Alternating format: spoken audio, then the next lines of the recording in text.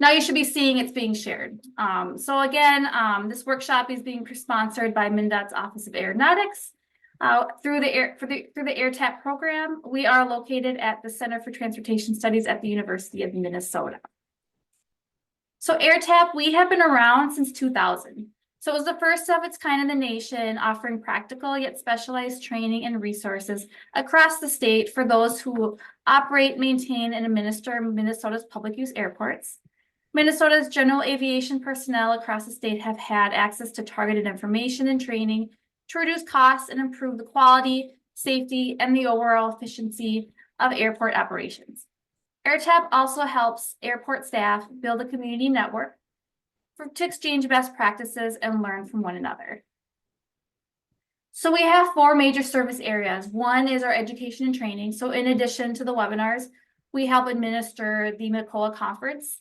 It's at the last week in April every year.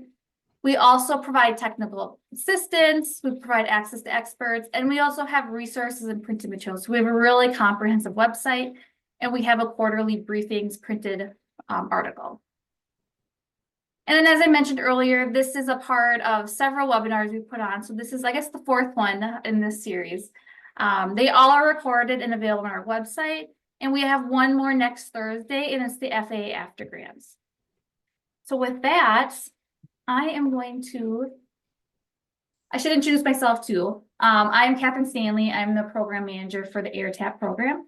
We are so excited to have everyone here today. And so now I'm going to hand it off to Erica Johnson. Sounds good. Let me share my screen here. Let me know, Catherine. Yeah, looks great. Awesome. All right. Well, thank you everybody for coming to this presentation. This is the CIP to project completion, know the important touch points. My name again is Erica Johnson. I am the Airport Development Section Supervisor for MnDOT Office of Aeronautics. I have been with MnDOT Aeronautics for about just over 3 years now. And then I have been the section head since April of last year. So thank you again for coming. Kind of what we're going to talk about today is kind of literally the grant overview and how a state grant goes from our CIP, thoughts in the head, all the way to project completion. This right here is kind of a slide that's actually in a little bit edited, but it's in our grant manual here at MnDOT Aeronautics, and just kind of goes through each of the steps and what kind of happens at each of those steps when a state grant gets offered. So, you know, each of these steps, we're going to go into more detail as we go on into the slides, and kind of give some of the good points on what you need to know at each of these steps and how it'll help you, you know, get a successful project. I think right now we have, it's been a lot of change, especially since COVID. You know, I was not with the department before COVID, but I do know that a lot of stuff was paper-wise, and we've kind of advanced into a lot of more technical and, you know, digitalized grant agreements, CIPs and such. So lots of stuff is changing, and it still will change. But right now, you know, this is kind of how our process is, and we'll try to communicate as best as possible if anything changes up. So start off with is our CIP. As everybody knows, this is kind of your capital improvement program. So this is kind of planning out. Everybody kind of knows, if you've been with, you know, with, you know, any type of airport or a consultant for a long time, here's our airport IQ system manager. This is kind of changing up. Hopefully we are in the midst of looking for a new grant management and CIP program. So this will probably change within the next couple of years. But what this allows airports to do is try to, you know, populate and look at, as, you know, you're, you know, planning for future projects and making sure that, you know, you have your best estimate. So, you know, airports are responsible to populate the CIP. I know a lot of consultants help, and that's great. We are looking for a 20-year phasing of projects. I know that's kind of hard as you get further out.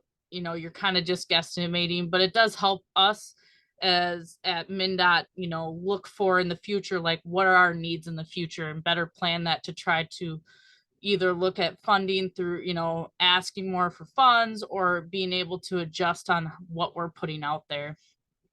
This also helps, you know, like I said, helps facilitate planning and demonstrates the state funding need. While we would love to have 20 years, we know that's not always feasible. So, but we recommend at least 10 years, but we absolutely need 5 years out. Again, that better helps us plan budget wise for projects. What we would love to see, especially in that 5 years, is realistic and accurately scoped projects. And again, this is something where we're looking at, you know, we don't want you to say, oh yeah, it's going to cost us $1 million when it's really 500,000. No, we're trying to get best guess so that we can budget correctly for these projects and make sure that, you know, we can offer out as many projects as possible, but also make sure those are accurate and we don't run into issues where something's over, you know, under scoped and the costs are way under what they're supposed to be. But make sure you're putting all those projects on the CIP, whether it's a pavement maintenance project, or it's, you know, fuel management, upgrading some type of facility, you know, or a major reconstruction of your runway. Next, this is brand new to this year. People kind of got a little taste of it with our equipment grants, but we are doing a new grant application process this year. So starting next Monday, I hope, it might be March 4th, depending on how we get our IT stuff figured out. But March 1st, there will be a new grant application process open.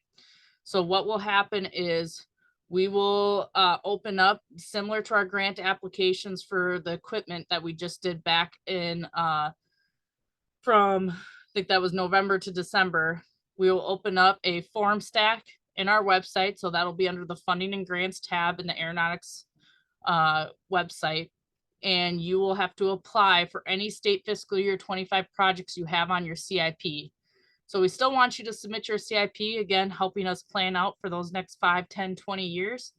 But for any project you have on your CIP that's for state fiscal year 25, you will have to submit an application for each project. Now, some of the applications requirements are the project name, your cost estimate, a project scope telling us what it is. You know, if you're doing pavement maintenance, what are you maintaining? Are you just doing taxiways? Are you doing your runway and taxiways? Are you doing you know, taxi lanes? What kind of pavement are you doing your parking lot? We want to know kind of what this pavement maintenance is. Same with fuel systems. Are you replacing your fuel system? Are you just putting in a new credit card reader? Are you replacing one fuel tank and adding another one? You know, that will better help us understand and make sure that we think that the cost estimate is correct. And that also for this application, we are going to put in some questions in regards to that prioritization model, as you'll see in the next slide.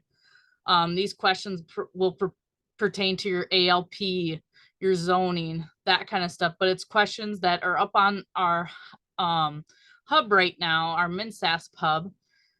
But to make sure we have accurate data, we did run into issues last year when we did the first year for our prioritization model, where we had a couple where communication just wasn't there, and we missed a couple of them where, you know, we had a obstruction, the airport took care of it, but we never heard about that. So it's great to have these questions where you'll be able to say, yes, I don't have any more obstructions anymore, or, you know, no, we're working on our ALP right now, it's not complete, or, you know, oh, we have it planned out. But making sure that we have accurate data to score all these projects correctly. You know, I've heard from multiple airports and consultants that they were concerned that, you know, hey, our data wasn't accurate on the hub at the point, you know, we've fixed things or we've done things to better improve ourselves. Want to make sure that we're getting scored correctly and getting the most points possible. Next is, again, the scoring and grant offer letters. So this stage of your grant, you know, you've sent in your application, we've received anything. This is after May 1st, and this gives us a chance to now score all those projects. Again, this funding prioritization model is on our website if you want to look at it. But all of the applications will be gathered and scored according to the model guide. Then once our scoring is complete, grant offer letters will be sent to the sponsors whose project scored above that budget availability as determined prior by us. So we'll know that more closer to once we get to the state fiscal year, how much money that either we're having to roll over, or if we don't have much money and, you know, we have what we have. But once that scoring is complete, we will select, as you saw last year, we went with a certain score and went all above. So each regional engineer will send out a grant offer letter per project to that sponsor who sent it in, and they will have the chance to look at that and see if that's a possibility.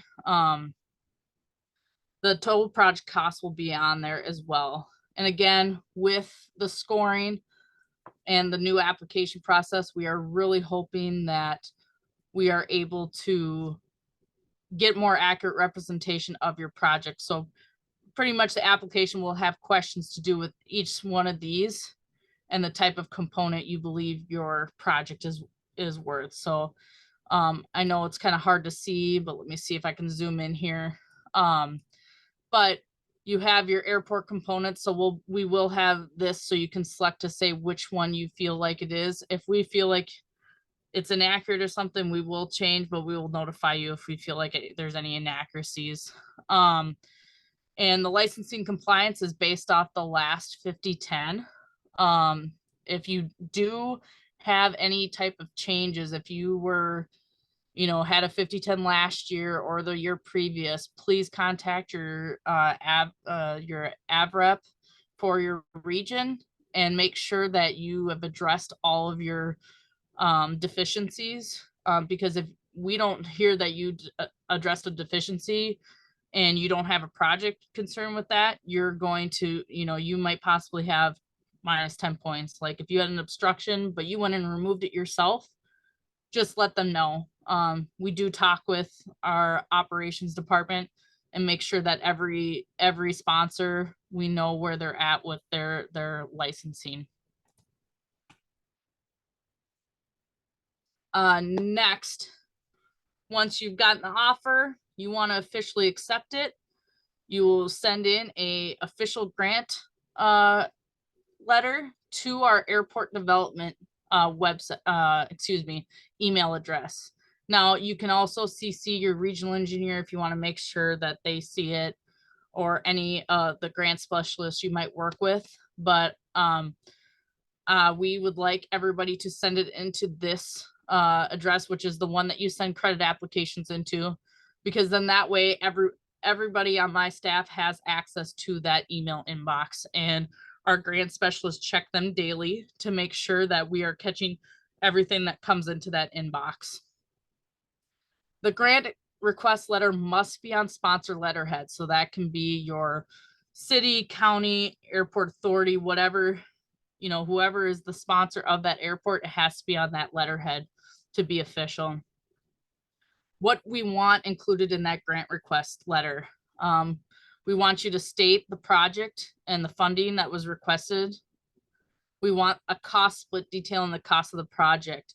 We would love it if you would do it on our Excel sheet that we have. And I know most of the ones we've received in the past year, this is something we implemented last year, have done that. But if you could, that would be great. This actually gets put in with our whole grant package at the end, as you'll see. But this is a simple way just to enter in and put out the different categories. So whether it's construction, engineering, or administration, and it helps us in the end know, like when we have a credit app come in and they're saying, oh, it's for, you know, a specific person, we can tell where that's supposed to be under when we're entering that invoice into our ACE system. You know, sometimes it can confusing if on the grant request letter, it just says one thing, like, you know, pavement maintenance for 50,000, but some of it's engineering and some of it's construction. We want to make sure we have those separated out and we know what each of those categories in, so we're paying you correctly.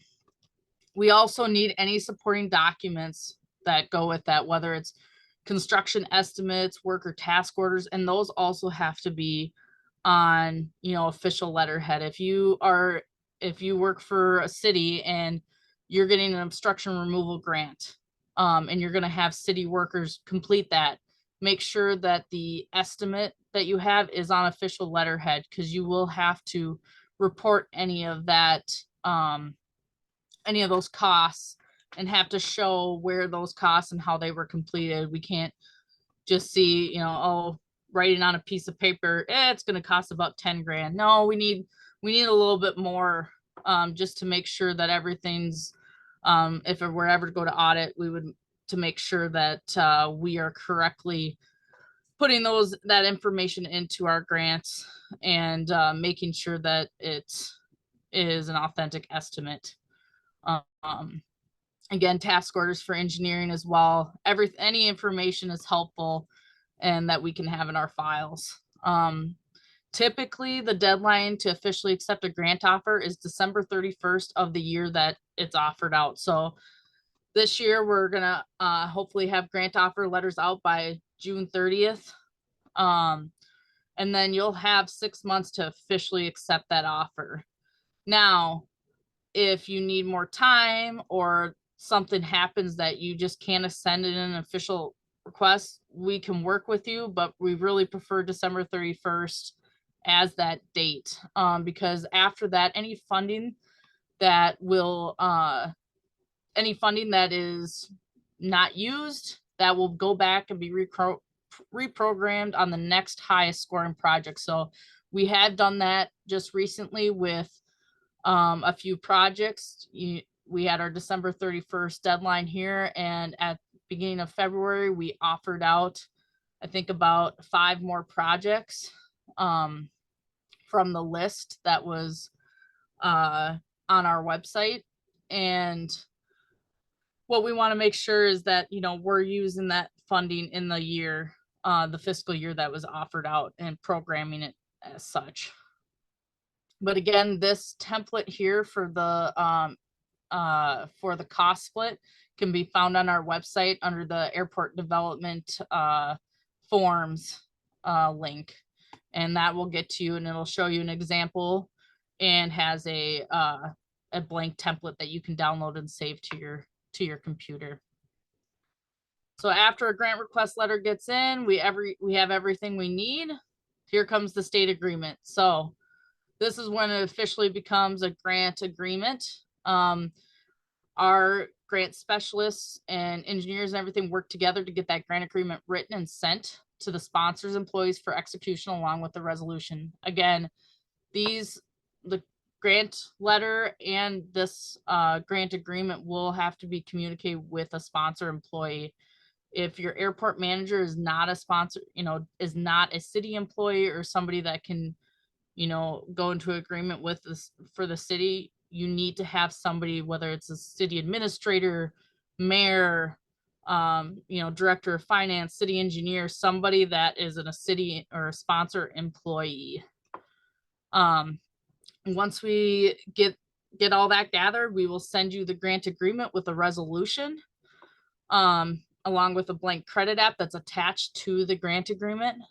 All of those will be sent to you, and they need to be signed. And then when they're sent back, we need that sent back all together. Legally, we need that, even that blank credit app. The credit app doesn't have to be filled out, but it needs to be sent back with our agreement to show that you had it when it was sent back to us. Full execution, or once MnDOT receives those signed agreements, we will enter into our workflow system. So we have a workflow system, which, as many know, that's the automated emails you get from them once it's fully executed. But we enter that in, and that allows us to get the rest of the agreement signatures from both our finance our contract management, which is our attorneys and chief counsel, and then our Department of Transportation, which is our assistant director or director, Kirby or Ryan, who signs off on those. Full execution is completed when the final contract management signature is obtained. So we do not have a fully executed contract similar to federal grants until our attorneys sign the grant. Usually this can take, once we get it back from you, depending on how much workload we're dealing with, usually we can, once it's entered into the workflow system, we can get it usually within a week, but sometimes it can take longer depending, because we have 3 different people that are signing it, and there's a 4th step of making sure that PO and the money is available to be spent. So sometimes, depending if people are out, it can take a bit, but usually we can get it signed within a week. But again, just all depends on the people that are signing. And please keep in mind that no work can be paid for until you have a fully executed agreement in hand. Now, I know there's, we've talked with people now, if you need to get started on work, because we cannot fund with a state-only agreement, we cannot pay for anything that has been worked on before the funds have been encumbered and reserved for that project. And we can't pay out until, you cannot be guaranteed to be paid until we have a fully executed agreement in hand. And that's when you get that automated email from our workflow system attached with the signed agreement. We do have ways, if you need to start work early, where we can encumber the funds, and then you can work on it until that grant gets fully signed, but you still aren't 100% guaranteed that funding until it's fully executed. If something is found out where it's all of a sudden like, nope, sorry, we can't do this grant anymore, we won't be able to pay you out. There won't be any way to give you the grant funding. So just keep that in mind. There are ways, if you know 100% that you guys are good to go, we can encumber funds earlier. But again, no work, and we can't, even if you do that where you do it in early encumbrance, we still can't officially do a payment until the grants has been fully executed. And we prefer to wait until the grant's been fully executed for you to start incurring funds. It's just legally, it's the best way on our end. So now you have the grant agreement and you're ready to start work. Attached to that grant agreement is our blank credit application. You can also find it on our website. This needs to be attached to any invoices or any payments you're looking for reimbursements. We ask that you send timely credit applications again to our airport development email address, which that is looked over by our grant specialist every day. And by timely, we mean, if you're getting regular invoices from a contractor, please send them in monthly. We can pay you monthly. But if you wait, 3-4 months to get paid, or you gather up all the invoices and you do just one big credit application about 4 months, we can't hurry up and pay it in a week. It can take up to that 30 days to process, because we do have a lot of credit apps that are coming through our office. I know the last AIP, and that's just federal. Again, we're doing 4 types of federal drawdowns, because we have AIP, we have AIP, we have any bills, so AIG, ATP, CARES, Carissa, ARPA. So we have a lot of payments going on, and if for cash flow issues, we definitely recommend sending in those monthly invoices, and our grant specialists have been doing a great job of getting these payments done within our 30 days. Those credit applications, when they come in, they are reviewed for completeness. Now, this is something new within the last few years, but we do require proof of payment with those invoices to make sure for our grant management system, making sure that those have been paid, whether that's a canceled check, or a process check, or a lot of the simplest way that we've seen is, using your system from the city, whether it's your accounting system, just highlighting that cost. That's been the easiest, and I think the simplest I've heard from multiple sponsors, easily way to show, like, here's your invoice from the construction company, here highlighted on our accounting system, highlighted here shows that's when we paid them. If you are missing any information, we will contact you and let you know what we are missing or why we can't pay this right away. And we cannot start processing it until we get that information back. And that 30 days of when it will be paid does not start until we have a complete credit app. So if we send you an email back, in a few days after, saying, hey, we're missing some information for this, this payment, or there's something not complete, we're not understanding, we need more information, please, work with us, make sure we can get that back. And then once we receive that 30 days starts, we'll get that in. We also, I don't know if a lot of you have been noticing, we've had a new workflow system for our credit apps. So now when credit apps come into our email system, we are processing them as normal in our ACE system, which you guys have seen the reports when they come back from our payments. But now we are entering them into a workflow system, which allows us to track where they're at, especially for those federal grants. And when we have, working with our finance people, making sure those are, when they're sitting in Delphi for federal, but for state only, we can track and make sure when they're being sent to our financial people, then to our, the overall MnDOT financial, and then back to us. And those will automatically send out an email. You've probably noticed them. They're same as our Aero agreement workflows, but this time they'll have links at the bottom that have, you can download both the route slip, which gives you the payment information and project information. And then the packet, the second one is the packet, which has all the documentation for your credit app and our ACE system, which shows kind of the breakdown between federal, state, and local. Those are a 30-day link. We did links instead of the actual attachments because of size issues with some of these credit apps. But if you need any more additional information, please reach out to anybody on my team, or we have also our contact page, which shows you in each of your region who's your engineer and or engineering specialist and the grant specialist. You can contact anybody and they will be able to give you information in regards to that. But again, if you need any type of other grant system or any type of that, you'll be able to contact our group and they can help you as soon as possible. This is kind of a cutout of how we've been tracking a lot of our credit apps, kind of showing what it is, our credit app amount, and then the route slip, showing who, when it was entered into workflow, making sure we're catching any of those that are getting close to that, 15, 20 days so that we can get that processed.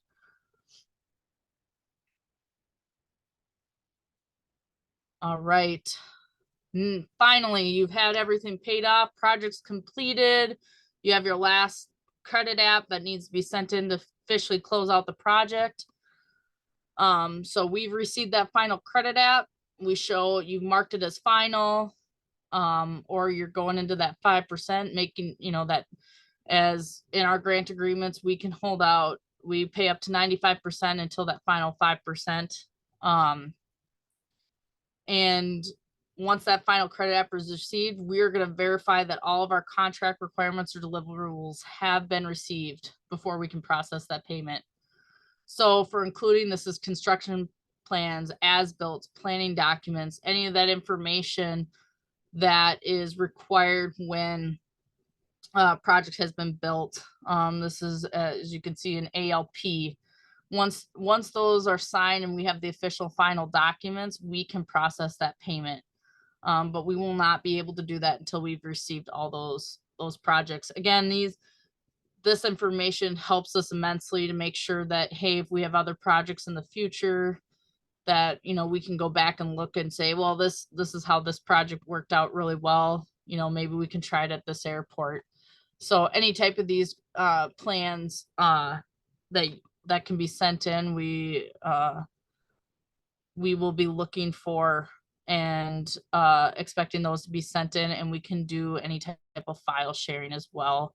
We have a file upload site if you need that to be able to download, as they're too big for an email. Just let us know and we can set up a folder for you to drop those in. With new grant policies that have come into effect, MnDOT will have a renewed focus on monitoring visits, especially this summer. We officially, as a lot of people have found out across our regions, we have full staff. So we will be looking to have a lot of our engineering specialists and engineers coming out to airports when significant projects are finished, or even just, you know, if issues are being had, you know, if you want to have a meeting, please give us a call and set up a meeting. Some of the stipulations are, especially grants over 50,000 have to have one monitoring visit per grant period.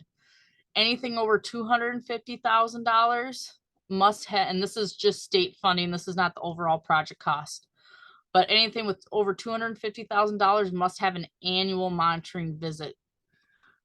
These can be either virtual or on site, and if you have multiple grants, they can cover one monitoring visit. So if you have 3 projects going on, one's over 250 and you have a couple, you know, that are around 50 to 75,000, we can do one monitoring visit and cover all those. These monitoring visits are just to kind of make sure, you know, the project's going as planned, not running into any issues, you know, maybe some stuff we can improve upon, or any problems you are having. But we're really hoping to have more in person this summer. I know we have a couple new engineering specialists, Hans and Travis, who are really ready and raring to go out to airports and see some of these projects that are going on. And, you know, we're just trying to make a team effort, make sure that, you know, hey, your project's going well and that we're getting these projects complete. There are future plans to incorporate a closeout process for state-only funded projects. That's in the works right now. Might be as simple as something as an internal one-page document, make sure we have everything we sign off, but we are going to make sure that all the deliverables, again, are going to be in our hand. Recently, we haven't been able to obtain some, so we're just making sure that we're receiving all those documents. All right, so project completion. So kind of just dates to remember coming up. So our application for state fiscal year 25 grants is opening is going to be hoping March 1st. So next Friday, if not next Friday, it'll be the next week. So bear with me if you're looking to, if you guys are ready and raring to go and really wanting to get a project in. If it's not there March 1st, my apologies. I'm trying to get, make sure I can get all my information to our minute people. But it will be that next week for sure. Application deadlines for state fiscal year 25 grants is May 1st. So have everything. If it's timestamped after May 1st, it won't be accepted. And with this form stack, it lets me know when those things get sent in. So I'll be able to tell if you got it, what day you had it in. We are also asking all CIPs are submitted by May 1st as well. So, hey, get everything finalized, get those applications in, make sure your CIP is up to date, send it in, and you'll be good to go for this next state fiscal year. And then announcements, once we have all those scored and our budget's been determined, we will have an announcement June 30th. We will post the project list, and grant offer letters will be being sent out by that week.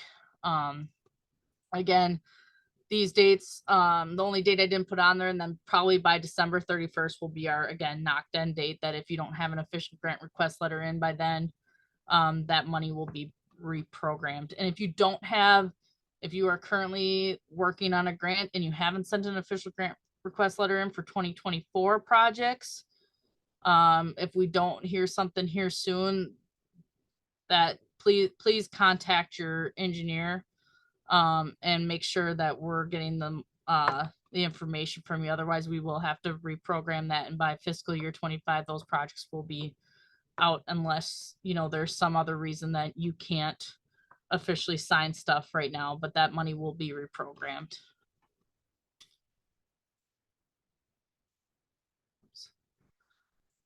And that is the end. Thank you again. If you have any questions, you know, I'm open for any questions here.